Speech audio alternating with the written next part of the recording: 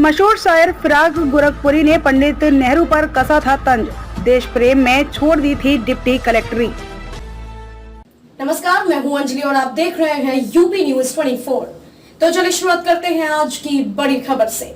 बहुत पहले से उन कदमों की आहट जान लेते हैं, तुझे ए जिंदगी हर दूर से पहचान लेते हैं। मशहूर शायर रघुपति सहाय और फिराक गोरखपुरी की ये पंक्तियां उनकी संजीदगी और उनके वक्त के तकाजे को परखने की क्षमता को बयान करती है।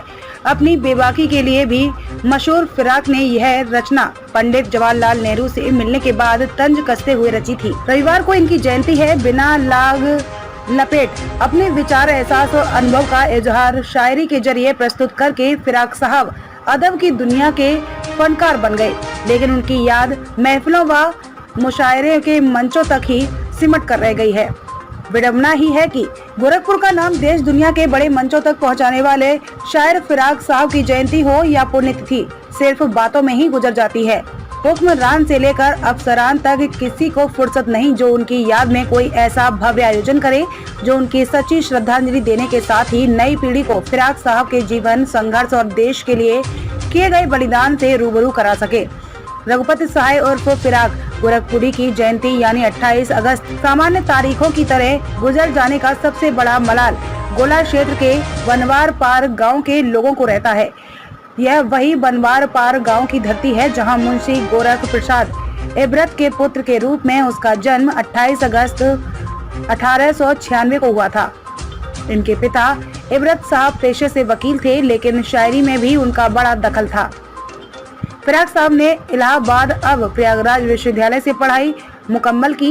वर्ष 1930 में अंग्रेजी साहित्य से एमए करने के बाद फिराक साहब ने प्रयागराज विश्वविद्यालय में बतौर शिक्षक की जिम्मेदारी संभाली। पिता से विरासत में मिली शायरी की खूबी इस कदर परवान चढ़ी कि अंग्रेजी पढ़ने और पढ़ाने वाले फिराक साहब ने कालियजी रचनाओं के लिए ज्ञानपीठ के बड़े सम्मान हासिल तो किए ही, साथ ही आने वाली नस्लों को पढ़ने और मनन करने के लिए बहुत कुछ छोड़ गए।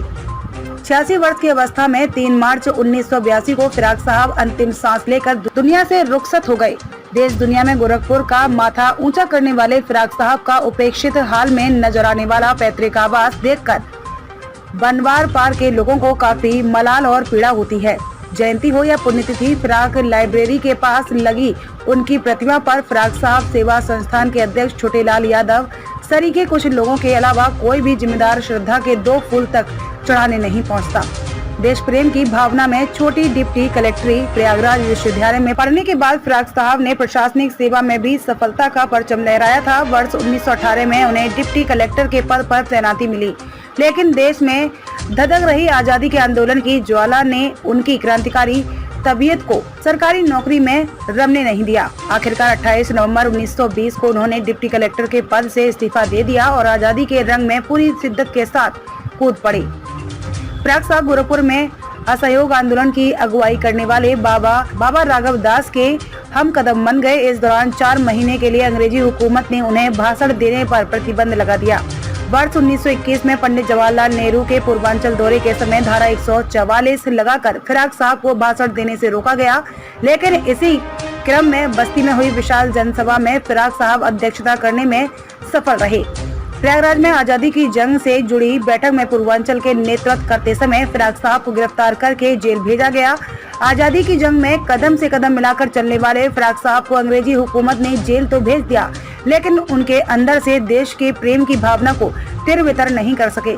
दुखद यह है कि जिस फिराक साहब ने सक्रिय स्वतंत्रता संग्राम सेनानी की जिम्मेदारी के साथ ही अपनी कालियजी रचनाओं से विश्व पटल पर देश का नाम रोशन किया, उनका ही पैतृक गांव व आवास अपेक्षा का शिकार है।